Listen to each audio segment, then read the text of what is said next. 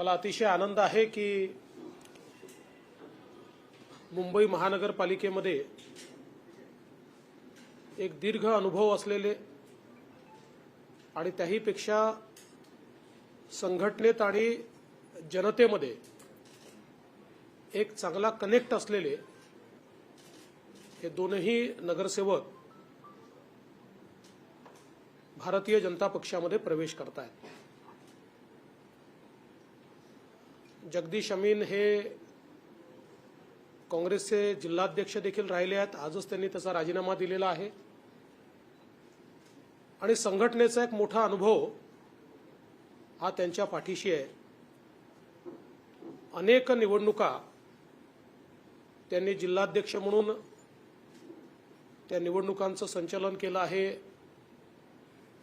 त्याच्यामध्ये नियोजन केलं आहे आणि त्यामुळे खालच्या कार्यकर्त्यांशी त्यांचा कनेक्ट आहे आणि एक नगरसेवक म्हणून देखील सातत्याने जनतेने त्यांच्यावर विश्वास दाखवलेला आहे। एक काम करणारा व्यक्ती अशा प्रकारची त्यांची इमेज आहे, त्यामुळे निश्चितच त्यांच्यासारखा एक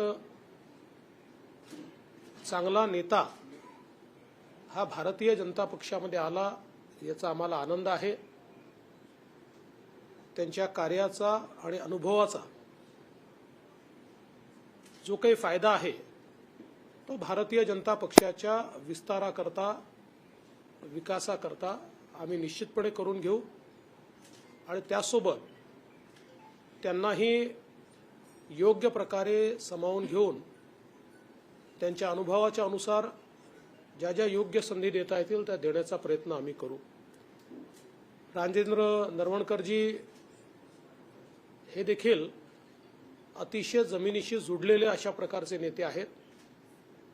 विशेषतः त्यांच्या सगळ्या वॉर्डामध्ये प्रभागामध्ये आणि आजूबाजूच्याही प्रभागांमध्ये त्यांचा अतिशय सामान्यातल्या सामान्य माणसाशी कौटुंबिक अशा प्रकारचा कनेक्ट आहे। ज्याला आपण जमिनीशी जुडलेला नेता म्हणतो अशा प्रकारची प्रतिमा असलेले नरवणकरजी आहेत आणि मला असं वाटतं की त्यांचाही आज भारतीय जनता पक्षामध्ये जो काही प्रवेश झाला आहे त्यांनी अगदी स्पष्टपणे सांगितलं की राष्ट्रीय प्रवाहामध्ये काम करावं अशी माझी इच्छा होती आणि त्यामुळे मी हा निर्णय घेतला। त्यामुळे निश्चितपणे राष्ट्रीय प्रवाहामध्ये त्यांनी काम सुरू केलं आहे, त्याचा फायदा आम्हाला होईल। आमचे मंगलजी आहेत या ठिकाणी, मंगलजीच्या अनुभवाचा फायदा आणि मंगलजीचे हात देखील यामुळे बळकट होतील। परागजी पण आहेत आणि मला विश्वास आहे की आम्ही सगळे मिळून भारतीय जनता पक्षाला पुढे नेण्याकरता प्रयत्न करू। आमच्या संपर्कामध्ये मुंबई महापालिकेतील अनेक विविध पक्षातील माजी नगरसेवक आहेत, त्यातल्या बऱ्याच लोकांनी भारतीय जनता पक्षामध्ये प्रवेश करण्याची इच्छा दाखवली आहे। पण आम्ही एक क्रायटेरिया केला आहे की ज्या माजी नगरसेवकांचा जनतेत कनेक्ट आहे अशा लोकांनाच आम्ही आमच्याकडे प्रवेश देणार आहोत।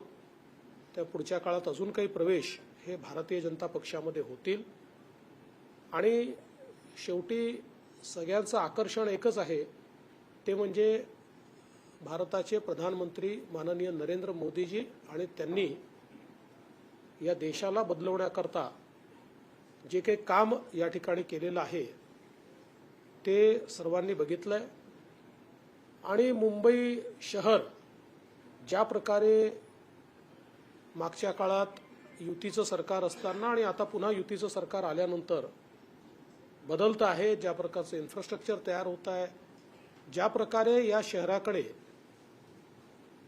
विशेष लक्ष दिलं जात आहे, एक ही जी जुन्या काळामध्ये केवळ मुंबई शहराकडे दुर्दैवाने शब्द वापरतो पण सोन्याचं अंड देणारी कोंबडी अशा प्रकारे पाहण्याची जी राज्यकर्त्यांची मानसिकता होती त्याच्यामुळे मुंबई शहराला वर्षानुवर्ष ज्यांनी राज्य केलं त्यांनी काय दिलं असा जर प्रश्न विचारला तर शून्य असंच त्या ठिकाणी सांगता येईल.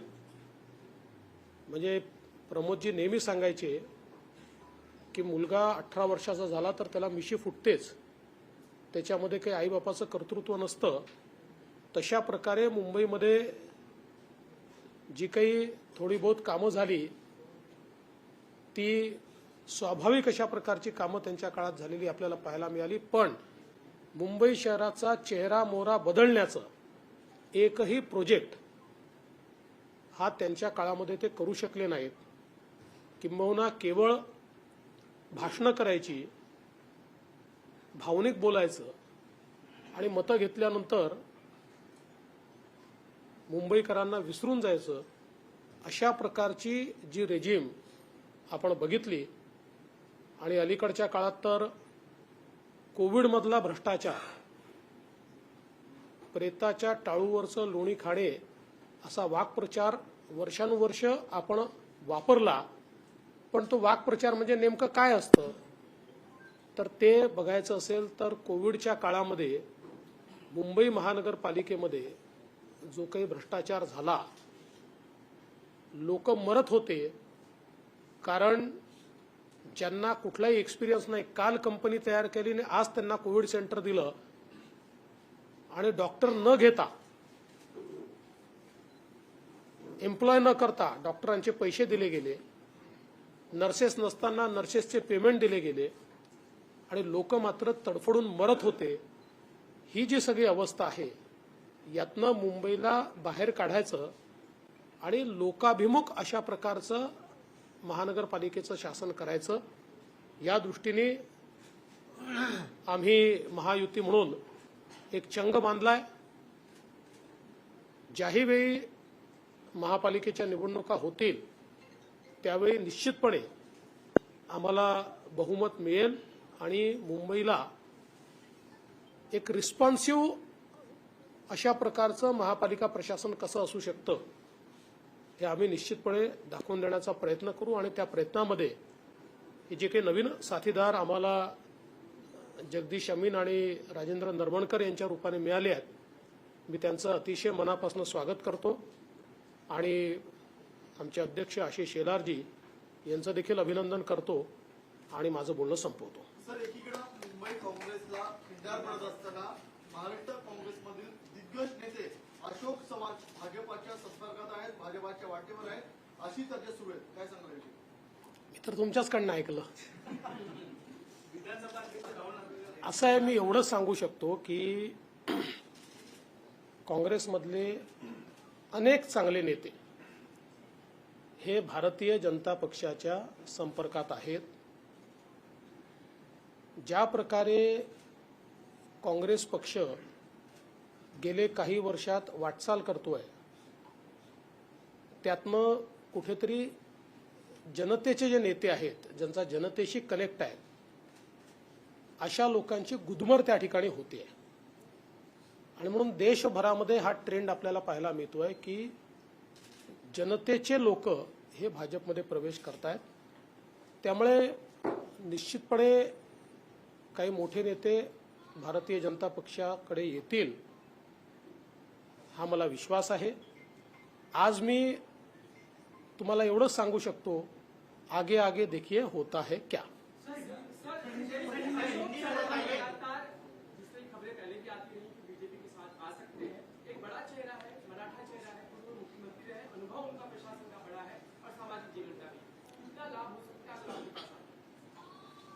देखिए, भारतीय जनता पार्टी के साथ अलग अलग पार्टियों के कई बड़े नेता आना चाहते हैं.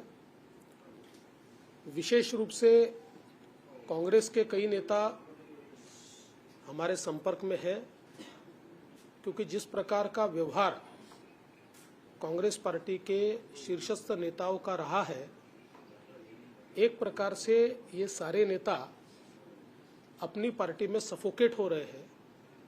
विशेष रूप से कांग्रेस में जो जननेता है उनको ये लगता है कि अब देश के मुख्य प्रवाह में हमने काम करना चाहिए, क्योंकि देश हित की बात को भी राजनीति के चलते दरकिनार करने का काम कांग्रेस का शीर्षस्थ नेतृत्व कर रहा है। वहीं दूसरी ओर प्रधानमंत्री मोदी जी के नेतृत्व में जिस प्रकार से भारत लगातार प्रगति कर रहा है, इसको देखते हुए कई नेताओं को ये लगता है कि हमने देश की मुख्य धारा में काम करना चाहिए, जनता के लिए काम करना चाहिए। इसलिए कई लोग हमारे संपर्क में हैं। अब कौन कौन हमारे संपर्क में है इसका खुलासा धीरे धीरे आपको होगा। तो मेरा आपको इतना ही कहना है, आगे आगे देखिए होता है क्या। तुम्ही दिला का प्रवेश?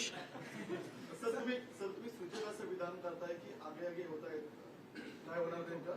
2019ला पण आम्ही असं पाहिलं की 2019च्या शेवटच्या टप्प्यामध्ये अनेक काँग्रेसचे नेते, राष्ट्रवादीचे नेते भाजपाच्या गळाला लागताना पाहायला मिळाले। आता पहिले टार्गेट हे काँग्रेस असणार आहे की शिवसेनेत सुद्धा अनेक महत्त्वाचे नेते तुमच्या गळाला लागतील? नाही, आम्ही असं टार्गेट वगैरे घेऊन चालत नाही की बाबा यांना तोडायचं आहे, त्यांना तोडायचं आहे।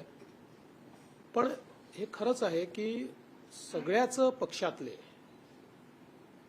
महाविकास आघाडीतल्या सर्वच पक्षातले लोक काही ना काही प्रमाणात आमच्या संपर्कात असतात आहेत। त्यातल्या अनेकांना हे वाटतंय की आपण जावं, त्यातले काही निर्णय करतायत, काही करू शकत नाहीये। पण आता ही गोष्ट मात्र मी तुम्हाला निश्चितपणे सांगतो की मोठ्या प्रमाणात भारतीय जनता पक्षासोबत जावं आणि मोदीजींसोबत जावं, विशेषतः ही भावना मात्र सर्व पक्षाच्या चांगल्या नेत्यांमध्ये आम्हाला पाहायला मिळते। काही आमदार आहेत जे बाहेर पडू शकतात, जे संपर्कात आहेत, की फक्त मोठे चेहरे संपर्कात? मी तुम्हाला सांगितलं, आगे आगे देखिए होता है क्या। पण सर एका ठिकाणी कुठेतरी पंकजा मुंडे यांनी खदखद व्यक्त केली आहे की माझा राजकारणामध्ये मला खूप त्रास झाला, माझा वनवास मला भोगावा लागला, असं पंकजा मुंडे आपलं एक वक्तव्य केलं। तुम्ही लोक काय करता की पंकजाताई जेव्हा भाषण करतात त्यावेळी त्यातल्या 2-4 ओळी काढता आणि तेवढ्या ओळी दाखवता आणि त्यांचं पूर्ण भाषण तुम्ही काही दाखवत नाही। भारतीय जनता पक्षाच्या त्या राष्ट्रीय मंत्री आहेत, आमच्या एक महत्त्वाच्या नेत्या पंकजाताई आहेत। त्यांचं अंडरस्टँडिंग पक्षाच्या संदर्भात अगदी पक्का आहे। त्यामुळे अशा प्रकारे सिलेक्टिव्ह गोष्टी सांगून मला असं वाटतं की विनाकारण त्यांच्या प्रतिमेला काहीतरी त्या ठिकाणी दुखापत होईल, अशा प्रकारचं काम करणं योग्य नाहीये। पक्षामध्ये त्यांचा सन्मान होता आहे आणि पुढेही राहीलच।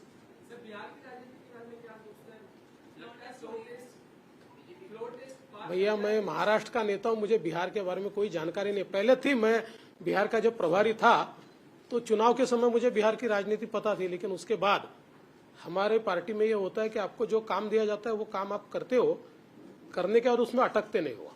हमको गीता में कहा है ना, कर्म करते रहो, वैसे हम कर्म करते हैं। उद्धव ठाकरेंनी असं म्हटलं की निवडणूक डोळ्यासमोर ठेवून भारतरत्न दिले जात आहेत। मला असं वाटतं की अलीकडच्या काळात उद्धवजी जे जे काही बोलत आहेत ते फार गांभीर्याने आम्ही घेऊ शकत नाही, कारण मी कालच त्यांना शुभेच्छा दिल्या आहेत, गेट वेल सून। सर, आपने अभी कहा कि आप कर्मठ नेता हैं, तो इस कर्मठ नेता से कांग्रेस के लोग सचमुच जुड़ने के लिए जो बार-बार नाम कह रहे हैं अशोक चौहान, आपके साथ जुड़ जाए? अरे भैया, आप कितना भी घुमा फिरा के पूछोगे तो भी जवाब तो वही मिलेगा ना। मैं कर्मठ हूं कि नहीं मालूम नहीं, पर थोड़ा सीजन तो पक्का हूं। सर मल्लिकार्जुन खरगेंनी असं म्हटलं आहे की ब्रिटिशांच्या काळामध्ये संघ ब्रिटिशांचा एजंट म्हणून काम करायचे आणि ब्रिटिशांना मदत करायची, असं मल्लिकार्जुन खरगे। आता असं आहे, जर आम्ही म्हटलं काँग्रेस पार्टीच ब्रिटिश माणसांनी काढली, ब्रिटिशांनी काढली किंवा विदेशी बाईंनी माणसांनी काढली, तर त्याचा काय अर्थ आहे? त्याच्यामुळे विनाकारण असे स्टेटमेंट, आता म्हणजे हा काँग्रेसचा प्रॉब्लेमच आहे की अजूनही ते जुन्या खोट्या गोष्टी, त्यांना असं वाटतं एक काळ होता की ते खोटं बोलायचे आणि काही लोकांना खरं वाटायचं। आता थोडी तो काळ राहिला, आता ते खोटं बोलले तर लोक एका मिनिटात त्यांना एक्सपोज करतात आणि जेव्हा मग सत्य बाहेर काढणं सुरू होतं आणि मग ज्यावेळी नेहरूजींचं पत्र आमचे प्रधानमंत्री वाचून दाखवतात की ज्याच्यामध्ये नेहरूजींनी आरक्षणाला सरसकट विरोध केलेला आहे. आरक्षण पद्धतीच नको असं नेहरूजी म्हणतात. असं म्हटल्याबरोबर म्हणतात तुम्ही इतिहासात का जाता, नेहरूजींना का टार्गेट करता. हे दुटप्पी लोक आहेत. सर, 1 नवंबर को नेवी ऑफिसर्स को कतार के द्वारा छोड़ा गया है. Do you think that this is a big diplomatic win for Modi? 100% it is a very big diplomatic win. ये बहुत महत्वपूर्ण है और मुझे ये लगता है कि मोदी सरकार ने हमेशा हमारे भारतीय मूल के जो लोग हैं या जो हमारे भारतीय नागरिक हैं, किसी भी मुसीबत में वो जाए तो अपनी क्षमता से आगे जाकर उनको मदद की है, विपदा से और आपदा से उनको निकाला है. और मैं ऐसा मानता हूं कि नए भारत में जिस प्रकार से मोदी सरकार ने अपनी डिप्लोमेसी को एस्टैब्लिश किया है, आज दुनिया की सारी सरकारें और सारी ताकतें भारत के साथ अच्छा रिश्ता रखना चाहती है. तो मुझे लगता है कि निश्चित रूप से सभी भारतीयों को ये जो बात आज हुई है इससे बहुत हर्ष है, बहुत आनंद है. चलिए, थैंक यू.